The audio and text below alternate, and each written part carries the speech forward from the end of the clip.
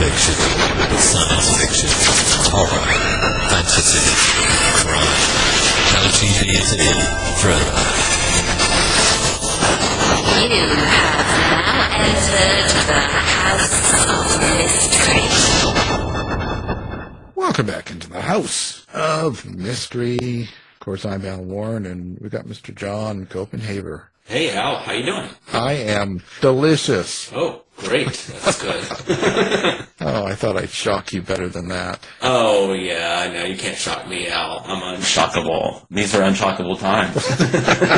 Well, I know after that performance, you were great. You were the guy in blue in the Paris openings of the... Oh, yeah, I know. The guy singing.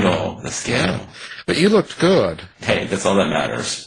You know, That's all that matters. Body, makeup, you looked wonderful. I liked it. There's a lot to get off, though.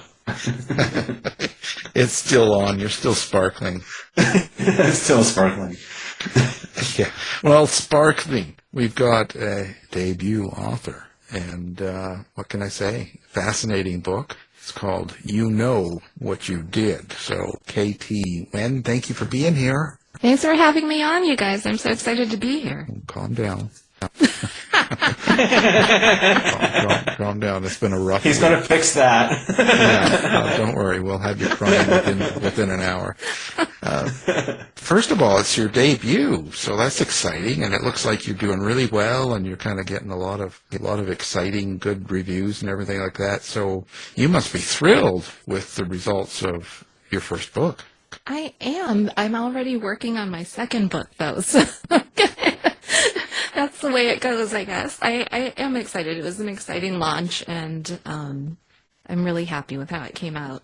And that's always the tough time, because when you get a book and then you start writing, you're already writing your second one or your next book, and then you start to do the promotion for the first one, Exactly. And it's a thriller. Is there a particular reason you went for kind of this darker psychological sort of thriller? Is there something about that kind of genre that led you there? There is. I know you're supposed to read widely and read outside of your genre, but I just was on during COVID, I was in a really big thriller binge reading. I still haven't left that phase. I read thrillers and domestic suspense, psychological suspense. I read mysteries. I read them constantly. I'm a voracious consumer of the genre, and that's why it just made sense to write something in that genre. What do you find the most exciting part of it? Is it kind of the the tension, keeping the tension high, or creating obstacles? Like what kind of thing? No, definitely not. I read those, but sometimes those are just too tense for me. I actually just like the character studies, the unseemly side of what your neighbors are doing or what the person down the street's doing. Just the character studies. You live next door to John. I don't live far from John. Not too far. So what's it like writing a story about John, and having it? Nothing unseemly over here. It's all very wholesome. That would be book 2 or book 3. So listen, your main character, I believe it's Annie Shaw or Annie Shaw. What's your relationship with her? Well, she's a first-generation Vietnamese American artist. I'm a first-generation Vietnamese American writer. And Annie is somebody who experiences obsessive-compulsive disorder, OCD.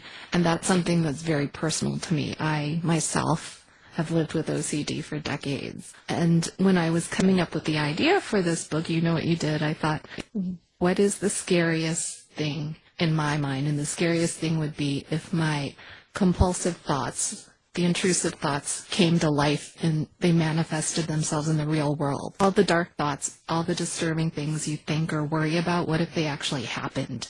And so that was the motivation for writing the book. Well, how much of your OCD do you put into this? Like when you carry yourself, how much of you is in Annie? That's the way to say it. Exactly.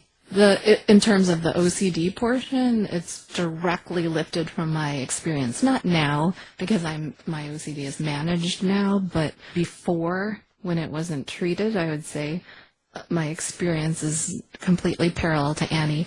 And if anything, it was more severe than hers. You think that, when you're I know this book well, and I thought that you handled sort of the tension between a character, questioning themselves, and then the reader kind of questioning, what was real. How difficult was that for you to weave into the plot? I mean, was it difficult to balance those two things? I think it's interesting because OCD in particular, it's often nicknamed the doubting disease, or the doubting disorder, because you doubt yourself. In severe cases of OCD, you question whether or not you even did something. Did I wash my hands? Did I touch that? Did I do this? And you're plagued by these thoughts that can make you feel like a prisoner in your own body. You don't know what the person who is your physical self did. And so it's interesting that to the reader, it makes Annie an unreliable narrator, kind of the ultimate unreliable narrator. So you don't know because she doesn't know what she did. Yeah, and I think the other concept that really comes into play, which is a word that is getting a lot of play these days, is gaslighting, which is sort of the flip side of this, where someone makes you feel crazy. Right.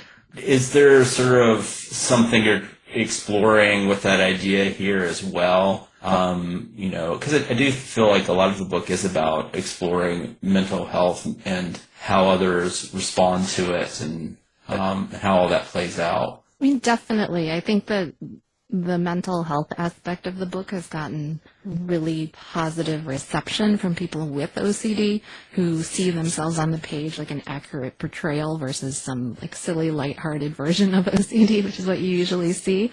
Yeah. They appreciate the darkness of the portrayal because that's what a lot of people experience. And then those without OCD read it and they kind of find the experience to be eye-opening. Like, wow, this is like they're seeing themselves, allowed to put themselves into someone else's shoes and experience the world through the lens of someone with this mental health condition. Do you think that in terms of structuring the plot, was this something that you planned out ahead? Are you a plotter, or are you more of a, as we say, I hate the term, pantser? I write a 3-act summary, which is based, and I write I wrote a letter, a query letter, before I wrote the book. Oh, wow. Yeah, and I don't do an outline. I want to make sure I have a solid concept. And it changed a bit, but I would say 80% of the query letters stayed the same after I wrote the book and what I sent to editors. So the actual meat of the book, the in and out of it, I'm just pantsing. But I know I basically had the part 1, 2, and 3. And in terms of the structure, I think I'm shaking it up a bit for my book too. This one, I followed more of a traditional, like a bit more slow build. And I think readers now of the genre, the thriller genre, they want fast, fast, fast. You mentioned to me, I think when we were chatting before about, these days slow burn being a dirty word. I personally don't, as a reader, think it's a dirty word. I actually really enjoy slow burn. Some of my favorite writers, like Patricia Highsmith, I think you could classify her as a slow burn writer. But you mentioned, of course, there's a sort of appetite for pacing. Do you think it's a good thing or a bad thing, or is it just a thing?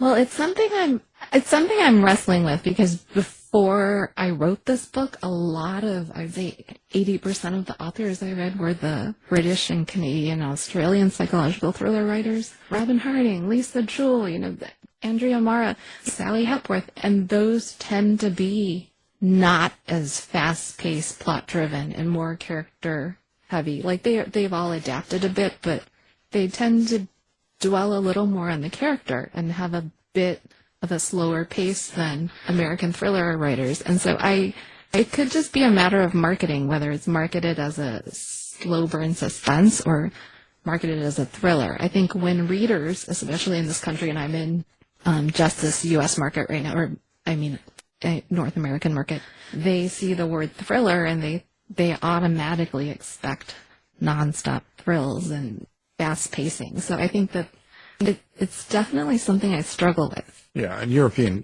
definitely way slower burns. Yeah. European. I like that better myself. Me too. Yeah. Well, not only that, it's just I like to How do you explain it? You sort of almost stay in that world. That's exactly it. I was reading B.A. Paris's latest book, The Guest. I think it's her latest book. And I just like being in that world and living as the character for a while. But I think it's a double-edged sword. People like thriller, the word thriller or psychological thriller. Ever since Gone Girl, it has this commercial appeal. But on the other side of the coin, people have set expectations now. Like, especially I think in the U.S., like readers want fast, fast, fast. So I'm playing with it for my second book. It's not going to be totally plot-driven and fast because I love character, but I think it'll be a little bit pacier.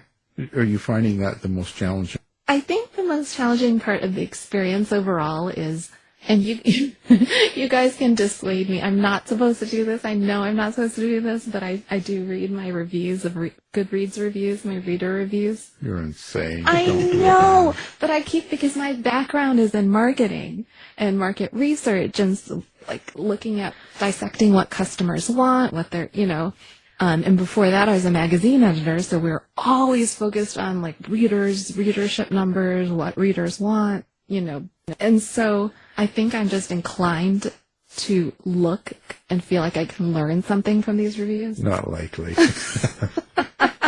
I don't have faith. I don't have faith in that, especially like, go to Goodreads and stuff. Just look at the overall number. If you got 1,000 reviews and you got 4 out of 5, you're doing great. Yeah. I think for me, that's exactly what I check. I don't read into the reviews. That's not to say that some of them aren't, incredibly articulate and thoughtful. It's just, it's a little bit of a landmine of, there's a lot of those reviews, there's a lot of trash. I'm building up a thick skin.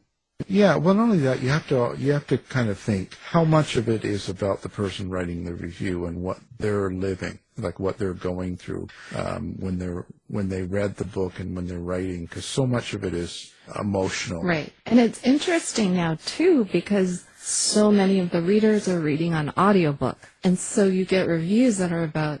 I'm actually keeping that in mind for book 2 as well, because this book, I think I wanted the beginning third to be kind of disorienting. You don't know exactly what's going on.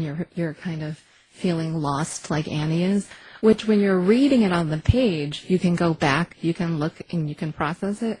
But when you're listening to the audiobook, I think it makes it a little trickier for readers, which is something I didn't anticipate, but is such a big, growing way that readers consume books. But you have to be careful on those, because I notice in a lot of the audios, like even I've done, people are reviewing the reader more than the story. Exactly. Right. Yeah, you want a good reader. Or if it's just that, I think certain books lend themselves more to audio, like plot-driven, dialogue-heavy books. And I choose what to listen to, what to read as an audiobook, and then what to read on the page or on my Kindle or whatever, on my e-reader. Because I just feel like certain books are better as audiobooks and certain books are better being read. But so what do you think? Because when you're talking OCD and stuff like that, so what is it that everyone gets wrong? What is it that people don't really understand?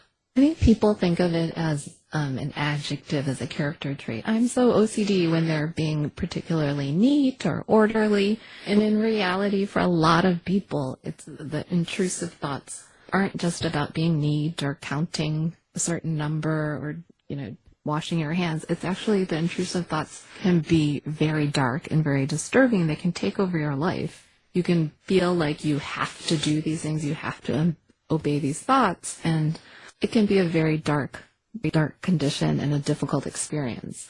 Luckily for me, in my early 30s, very early 30s, I found a specialist. Most people go and have cognitive behavioral therapy, exposure therapy. For me, it was more genetic, and I ended up responding beautifully to medication. Like, it totally was like a light switch. My life changed completely with medication, which is it's much less common, but I was lucky to have found a course of treatment that was able to manage my condition so well. That's great. I mean, that's great when it works out like that. Yeah, I happened to live where in the Bay Area at the time, where some of the top experts lived, and so I had a really great experience, because you can waste a lot of time if you don't see people who are specialists in OCD, because people do treat the condition lightly. It's not just in media or on TV. I think in general people think of it as, just a quirky thing.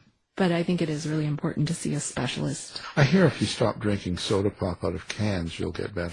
Did you see that on News? Oh, no. I can just throw that out. It's around somewhere. You know what I mean? Oh my God. You can say, or, Sally uses lavender oil on her arms and she feels great.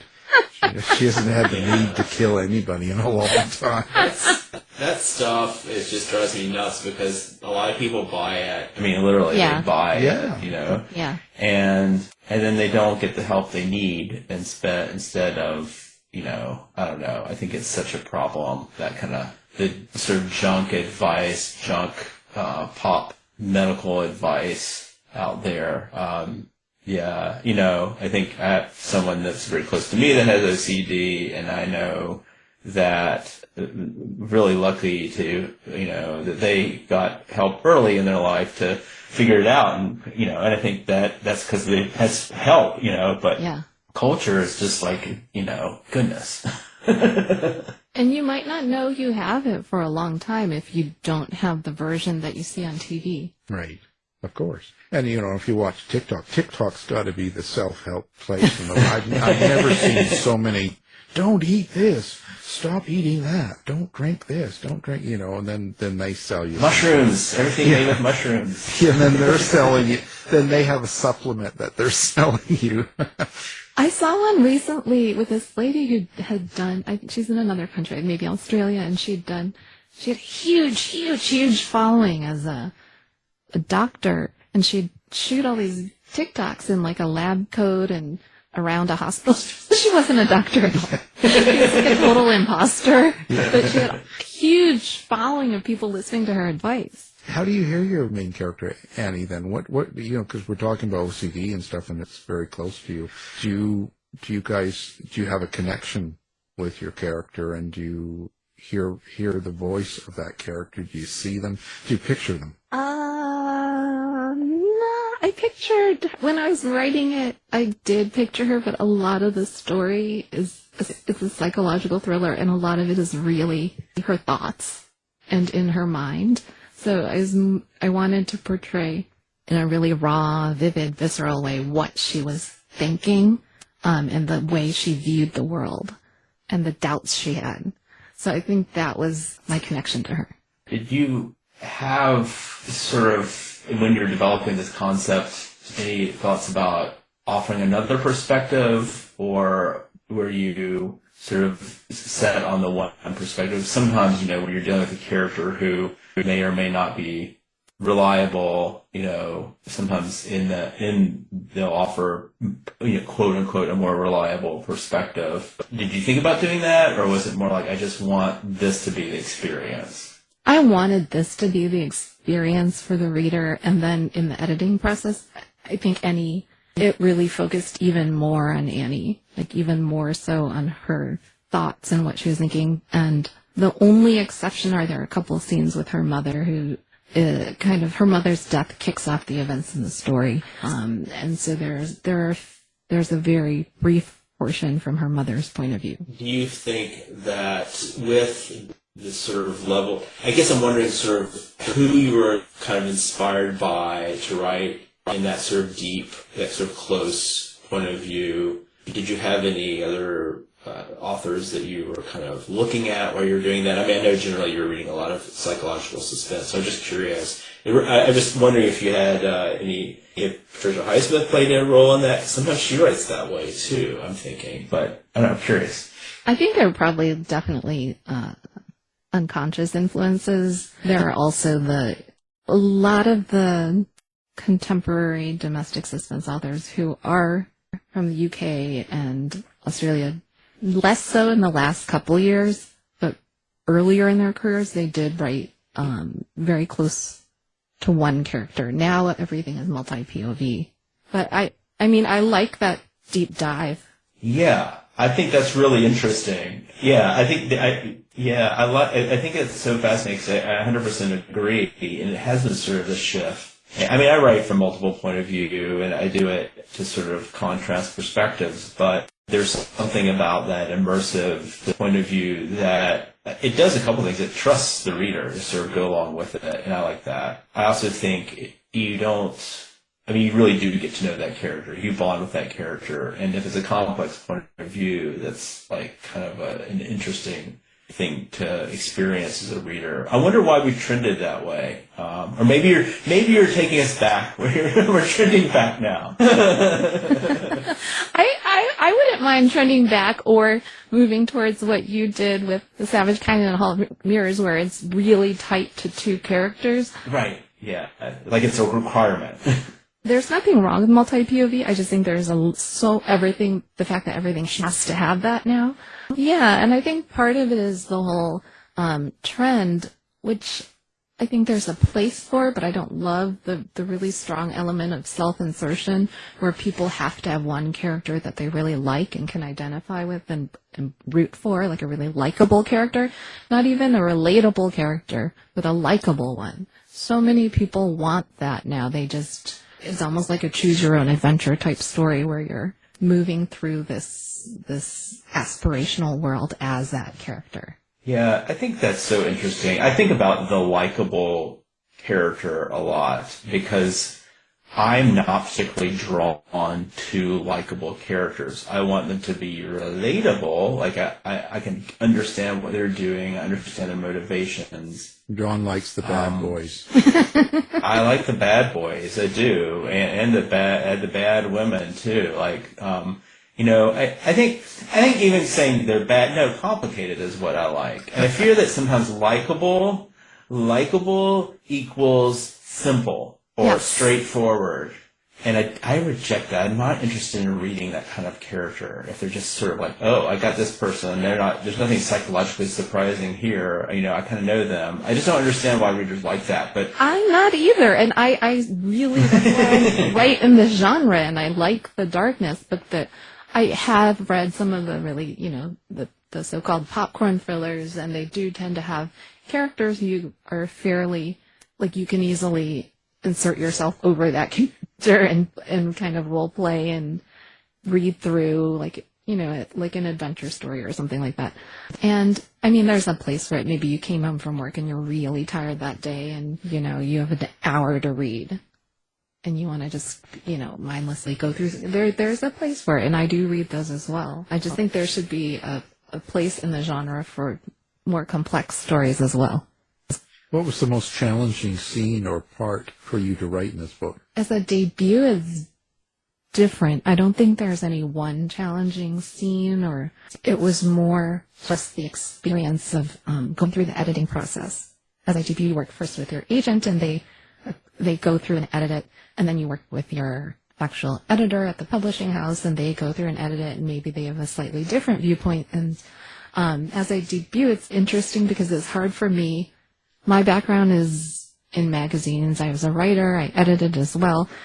I think I can be too easily influenced. If you have a good argument, I'll buy it. So it's as a debut, it's interesting because I feel like even between book one and working on the next one, I have more of a confidence in what I'm doing and what I want to say than I did with book one, where I was more easily I wouldn't have gone along with anything that I didn't agree with, but I just wasn't sure of myself yet. And I think that's different with the next book. Well, how has this whole experience changed you then? How do you think you've come out of this from the beginning of this, writing the book, until now that it's out and it's in the world? How is KT different? Well, I've had friends who have published books, and they've told me before my book came out, they said the hardest time is going to be after it publishes. And I thought, that's silly. I don't care what readers think. I don't, I got this book done. I was like on cloud 9. I got a contract. I got this book. Everything's going great. I'm getting good trade reviews and, good publicity. And you're really excited.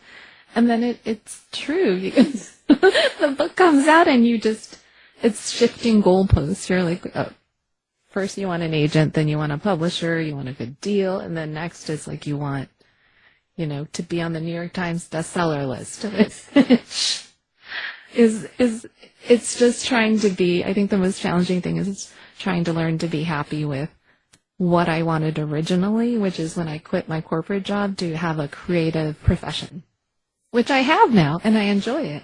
But I need to remind myself to enjoy it and to get back into the writing versus focusing on the broader experience of publishing. And it's so easy to move goalposts and compare yourself to other authors. I think that, I hate all this publicity craziness, and I think that it's very hard to be like reminding yourself, oh, wait, why did I get in this? why did I do this? Why am I doing this? And it's like, oh, because I enjoy writing, and I think it is easy to lose sight of that because there's just so much going on. I mean, you're always chasing that sort of like, oh, well, this bit of praise or this publicity somehow satisfy some need. But the truth is, like, it's really because, I don't want to speak for you, but I think kind of what you're saying is it's about the writing. It's what makes it fun, that discovery. Yeah, it's the experience, I think, of writing. Working on book 2, but you don't do outlines, so did you kind of have an idea of where you were going to go with your character?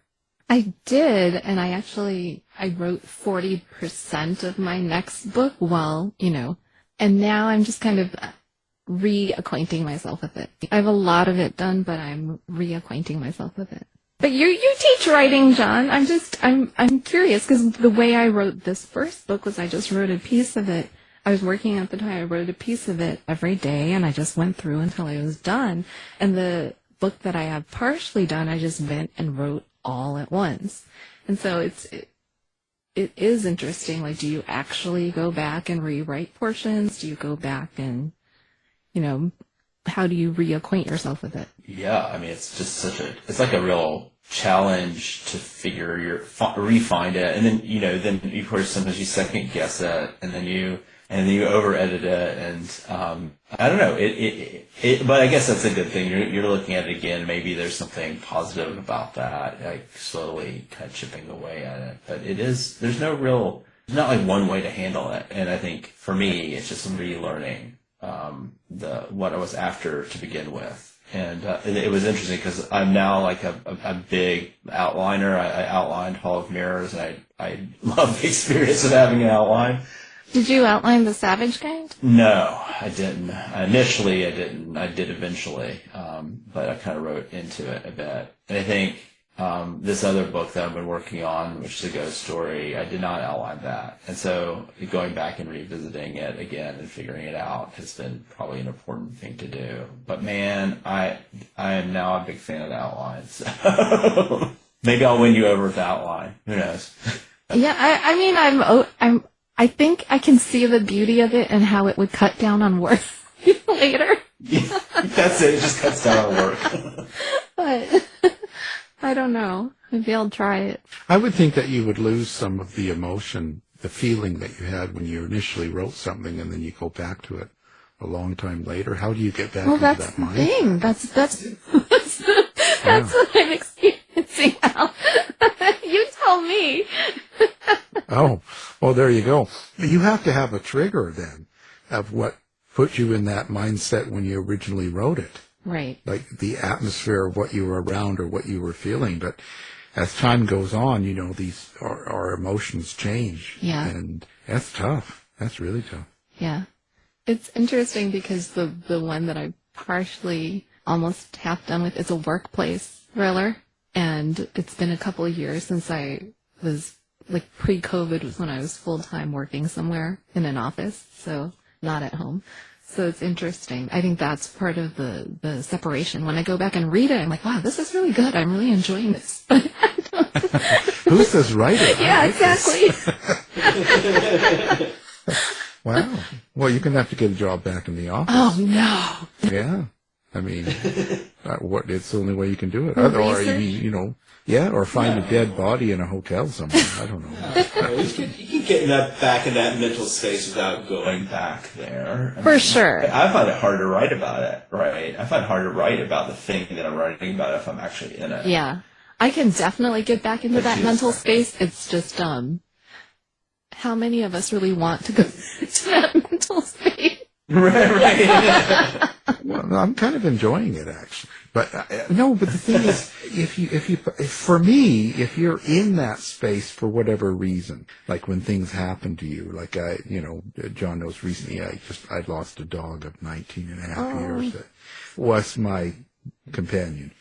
And that creates an emotion. So when I'm writing now, this will never be duplicated. In the future, I can go back to it. Yeah. But it won't be the same. I'm creating the emotion and not living it. So I think there's a difference. Yeah. I see a difference in when I'm writing something now. The words have a different feeling to them because it's sort of absorbed into it. Mm-hmm. Whereas it wouldn't be in a year or two now, it's not going to be the same. Yeah, definitely. I think that's the challenge, is revisiting, like picking up something emotionally 2 years later, finishing it, or a year and a half later. That's the challenge that I'm experiencing now. Well, we're going to have to go to a hotel and kill someone and throw their body in there. And get you back into that vibrant feeling of. No, there's a psychological thriller idea for you. Someone writing a book to get back into it, they have to start killing people. That's a great idea, actually. Yeah. John, your next book. Yeah, the writer. That's my next book. KT is desperate to have another success, so she goes out and kills someone. And I can see we've got this going now. There we go. It's writing itself. I didn't know you guys were going to reveal my secret on this show, that I'm secretly Well, yeah, you see, and then we're going to do a follow-up. When that book comes out, we'll have the dead person, we'll reveal who they're going to be, so nobody knows. That's a good idea. Yeah. And I did say I live fairly close to John, so be careful. That's right. Uh-oh. Well, we'll have his relatives phoning in the show and saying, I knew it. Yeah, that's terrible. What a terrible thought. What mean people you are. I know. I know. All the best people are mean people. Yeah. The most fun, anyway. Loving. Yeah. The most fun, right. Maybe that's what I meant. Don't say that out loud. Listen, so, KT, so how do people find you? And how do they, do you have social media? Do you have a website? Where do you like to hear from readers? I do. I link to all my social media. I'm most active on Instagram, but I do link on my website. It's KTNGUYEN.com. That's my website. But I know it'll be hard for people to spell it. Well, we will put it up on our website along with your book so that people can find it easily. Just one click. Thank you. Well, we appreciate you being here. And, of course, the book, you know what you did. And it's a novel. And it's KT Nguyen. Thank you for being here. Thank you so much, you guys. This was so much fun.